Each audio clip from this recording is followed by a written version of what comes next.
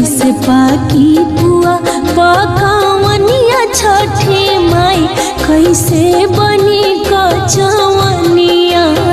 कैसे पाकी पुआ पकवनिया छठी माई कैसे बनी कचवनिया।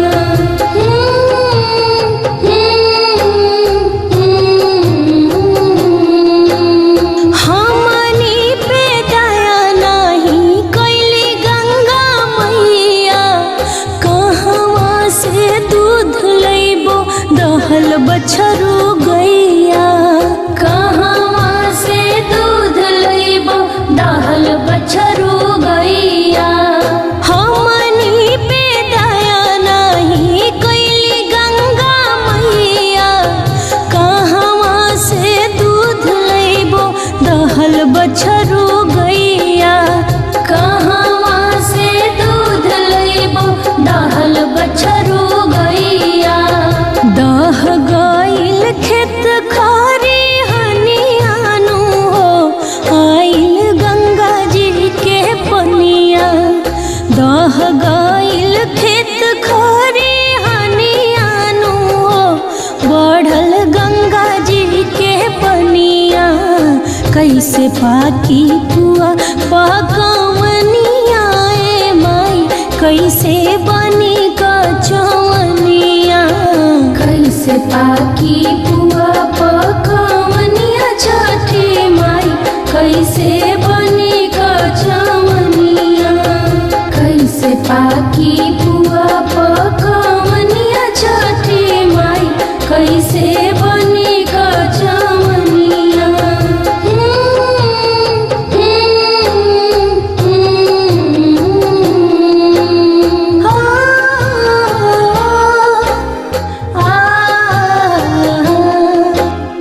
कैसे पाकी पुआ पकवनिया ए माई कैसे बनी कचवनिया। कैसे पाकी पुआ पकवनिया छठी माई कैसे बनी कचवनिया।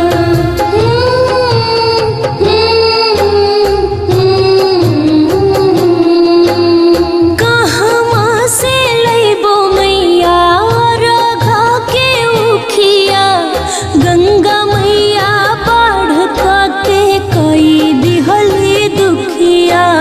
गंगा मैया बाढ़ के कई दिहली दुखिया। कहवा से लैबो मैया रघा के उखिया, गंगा मैया बाढ़ के कई दिहली दुखिया। गंगा मैया बाढ़ के कई दिहली दुखिया। दह गईल सब दर्द कनियानु हो, आइल गंगा जी के पनिया। दह गईल सब दर्द कनियानु हो, आइल गंगा जी के पनिया। कैसे पाकी पुआ पकवनिया छठी माई कैसे बनी कचवनिया। कैसे पाकी पुआ पकवनिया छठी माई कैसे बनी कचवनिया।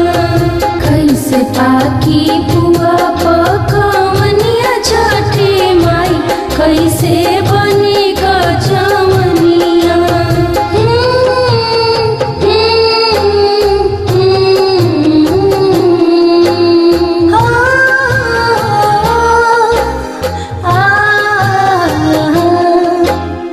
कैसे पाकी पुआ पकवनिया ए माई कैसे बनी कचवनिया। कैसे पाकी पुआ पकवनिया छठी माई कैसे बनी कचवनिया।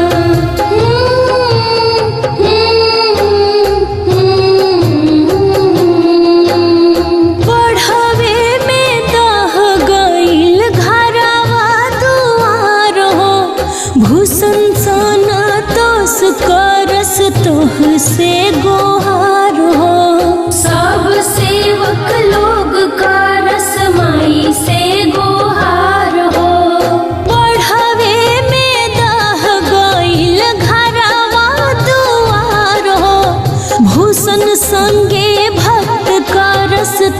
से गोहार हो। सब सेवक लोग का रसमाई से गोहार हो। बुझा खुशबू तिवारी के परेशानियानु हो। आइल गंगा जी के पनिया, बुझा सब भक्तन के परेशानियानु हो। बढ़ल गंगा जी के पनिया, कैसे पाकी